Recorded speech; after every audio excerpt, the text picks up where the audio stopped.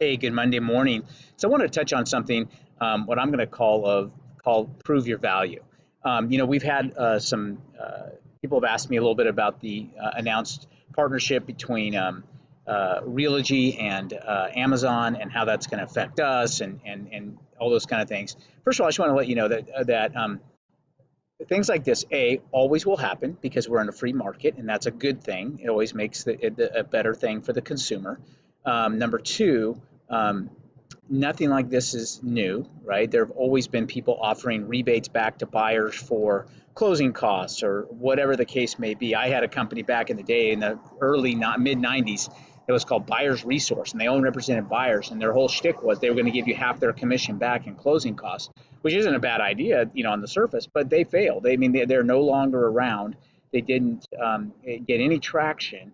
And as much as we think, because we're in the midst of it, that, oh no, the consumer's going to run to all these Realty agents because of they're going to give them an Amazon Echo Dot or whatever it's called, or a Ring doorbell.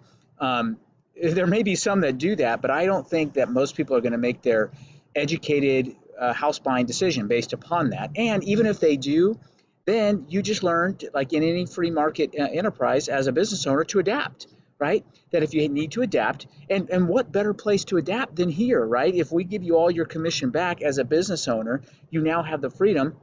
If you want to match that and go buy an Echo Dot or a Ring video doorbell, or give them a closing cost credit of some sort, as long as it's done on the HUD and on the closing statement and all done properly, then we're good to go, right? So I just wanted to encourage you that in any business, and you guys are all business owners, I preach that a lot, that you're always going to have to prove your value, right? And that you're going to have to justify what they are paying so that they can see the value in that, right? And so this is no different, and you're going to have to do that and be competitive in a competitive marketplace. Sometimes disruptors come along, and they are long-lived and short-lived and so on and so forth. So you have to just adjust as you go. So I want to encourage you that it's okay, right? That I keep my finger on the pulse of this. I'm going to continually monitor all these things because that's what I do. That's my job.